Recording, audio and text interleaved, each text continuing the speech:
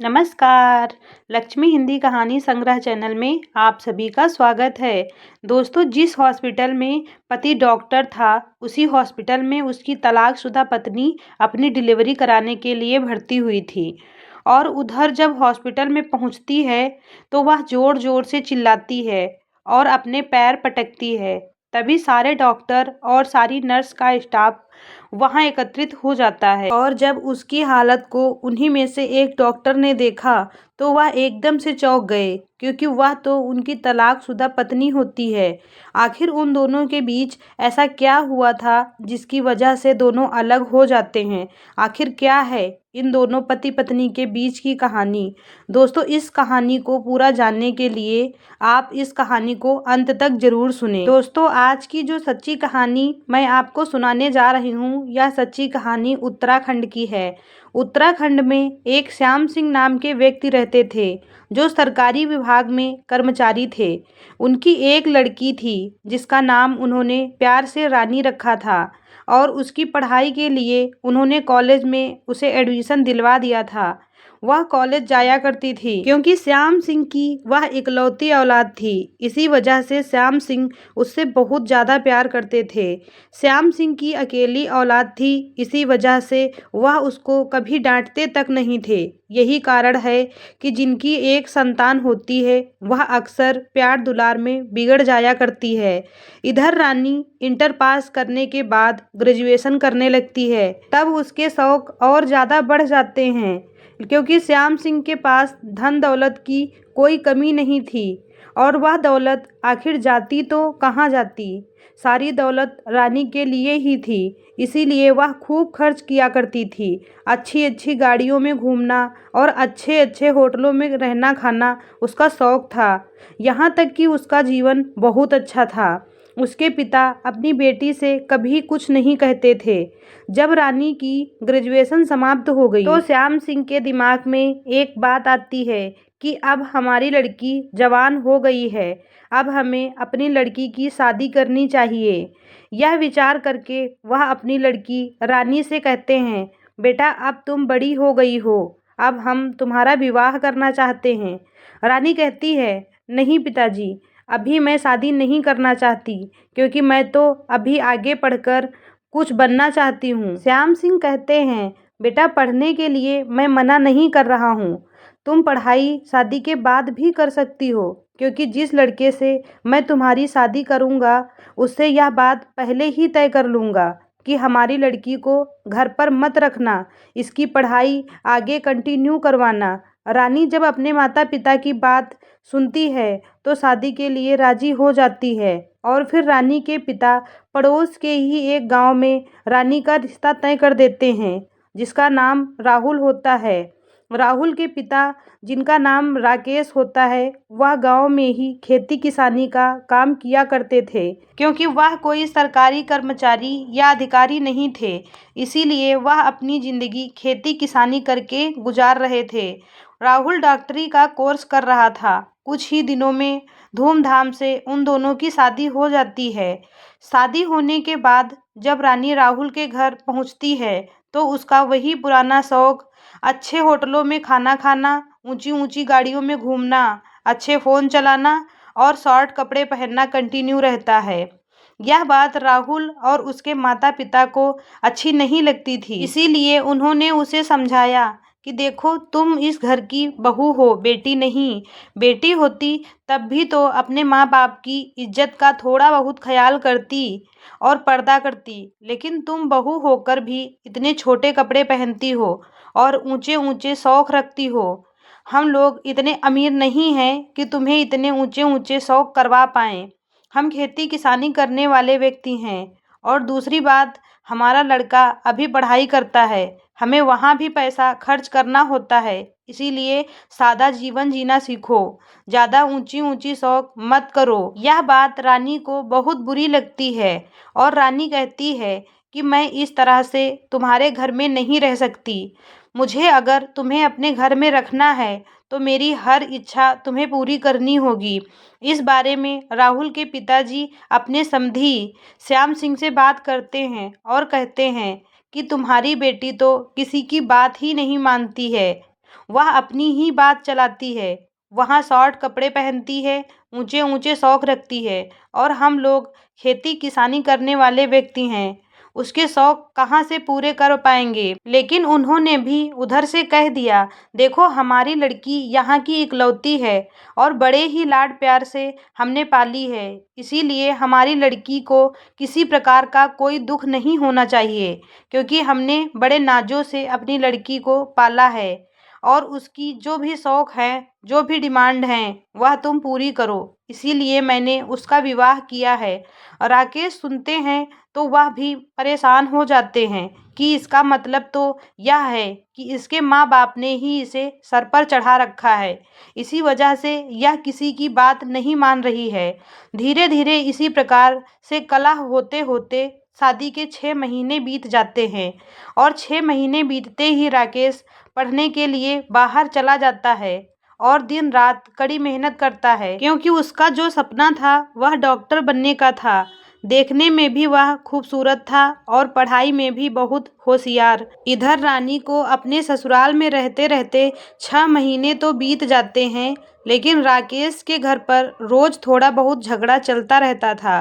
रानी हमेशा इसी बात को लेकर अपने ससुराल वालों से झगड़ा करती रहती कि हमारे शौक पूरे करो, हमें कहीं घुमाने ले जाओ। लेकिन राहुल ना तो उसे कहीं घुमाने ले जाता था और ना उसकी कोई शौक पूरी करता था।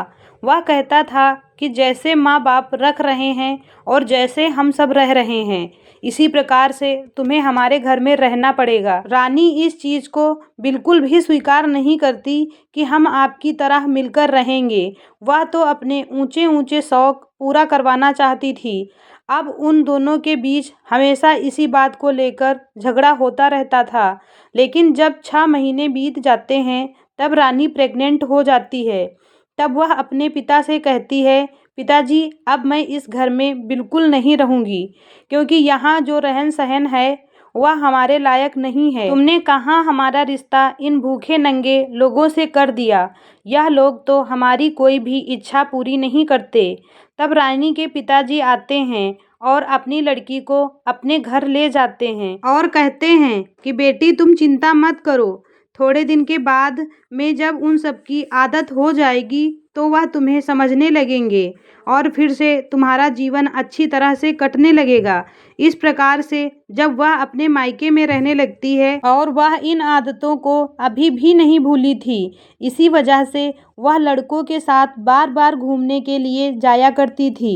वह यह भी भूल गई थी कि मैं एक शादीशुदा लड़की हूँ। वह लड़कों के साथ होटल में जाती थी, रात बिताती थी और ऊंचे ऊंचे रेस्टोरेंट में खाना खाती थी, गाड़ियों में घूमती फिरती। इस समय उसका घूमना ही उसका शौक बन गया था। लड़कों के साथ में रहना, छोटे कपड़े पहनना ही उसका जीवन था। अब धीरे धीरे समय बीतता चला जाता है और इधर जो राहुल होता है वह अपनी डॉक्टरी की पढ़ाई पूरी मेहनत और लगन के साथ करता था। रात दिन वह मेहनत करता था और रात दिन मेहनत करने की वजह से वह पास हो जाता है। और इधर रानी ने तलाक के कागज़ कोर्ट में डाल दिए थे और उन दोनों के बीच में तलाक हो जाता है। अब राहुल सोचता है कि चलो रानी तो हमसे दूर हो गई, उसने तलाक ले लिया, क्यों ना हम अब जी जान लगाकर पढ़ाई करें, क्योंकि अब हमें कोई टेंशन नहीं है। वह हर समय घर में कलेश करती रहती थी, टेंशन देती रहती थी, इसीलिए अब मैं आगे की पढ़ाई जी जान से करूँगा। राहुल जी जान से मेहनत करता है और अपनी डॉक्टरी का कोर्स पास कर लेता है और फिर एक सरकारी अस्पताल में वह बड़ा डॉक्टर बन जाता है। डॉक्टर बनने के बाद वह उत्तराखंड के एक अच्छे हॉस्पिटल में नियुक्त हो जाता है। इधर रानी अपने मायके में रहकर अय्याशी कर रही थी। वह यह बात भी भूल गई थी कि मैं राहुल के बच्चे की माँ बनने वाली हूँ। लेकिन जब उसके डिलीवरी का समय नज़दीक आता है तब उसके यार दोस्त जो होते हैं वह देखते हैं कि रानी तुम प्रेग्नेंट हो, इसीलिए अब तुम्हारे साथ रहना हमें अच्छा नहीं लगता। इसी तरह उसके जितने यार दोस्त थे वह सब धीरे धीरे उसका साथ छोड़ देते हैं और वह अकेली पड़ जाती है और फिर चुपचाप अपने मायके में रहने लगती है। और जब उसका 9वां महीना लगता है तो उसके पेट में दर्द उठता है। तब उसके पिताजी तुरंत एम्बुलेंस बुलाकर तत्काल उत्तराखंड के एक अस्पताल में भर्ती करा देते हैं और रानी दर्द की वजह से चिल्ला रही थी, तड़प रही थी। तभी हॉस्पिटल का सारा स्टाफ एकत्रित हो जाता है और बड़े डॉक्टर को जब बुलाया जाता है तो वह डॉक्टर आते हैं।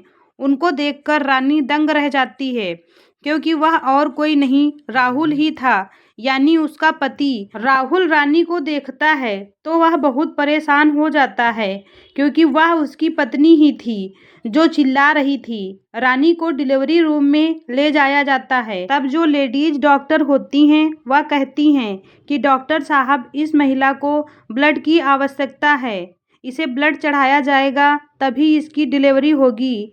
यह सुनकर राहुल और रानी के पापा चौंक जाते हैं कि अब ब्लड कहाँ मिलेगा। रानी के पापा ब्लड बैंक पर जाते हैं तो वहाँ उसके ग्रुप का कोई ब्लड मौजूद नहीं होता है। अब वह बहुत ज़्यादा टेंशन में पड़ जाते हैं। डॉक्टर कहते हैं कि 1 घंटे में इसे ब्लड नहीं मिला तो इसकी जान भी जा सकती है।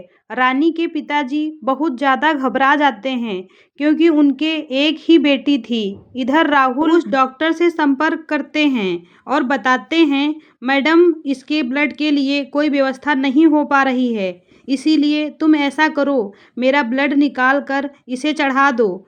जो महिला डॉक्टर डिलीवरी रूम में होती है उसने कहा, ठीक है, जैसी आपकी इच्छा। उसी समय तत्काल राहुल अपना 1 बोतल ब्लड निकलवा कर रानी के चढ़वा देता है। फिर रानी का अच्छी तरह से ट्रीटमेंट होता है और डिलीवरी हो जाती है। रानी ने एक लड़के को जन्म दिया था। ब्लड देकर राहुल अपने कैबिन में चला जाता है और अपना काम करने लगता है। इधर जब रानी को होश आता है तब वह देखती है कि उसको लड़का हुआ है और वह बहुत सुंदर है, बिल्कुल राहुल की तरह। रानी डॉक्टर से कहती है, मैडम, आपका एहसान है मुझ पर, आपने हमें बचा लिया और हमारे बच्चे को सुरक्षित इस दुनिया में लाए। तब वह महिला डॉक्टर कहती है कि धन्यवाद हमें मत कहिए, जिन्होंने आपको ब्लड दिया है उन्हें कहिए। जब आपको कहीं ब्लड नहीं मिल रहा था और आप मरने की कगार पर थी, तब उन्होंने आपको बचाया है। फिर रानी कहती है, वह कौन है जिन्होंने मुझे बचाया है, उनसे हमें मिलवा दीजिए। तब राहुल को बुलाया जाता है और जब रानी को पता चलता है कि वह उस अस्पताल के सबसे बड़े डॉक्टर हैं, तो रानी की आंखें खुली की खुली रह जाती हैं और एकदम से चौंक जाती है।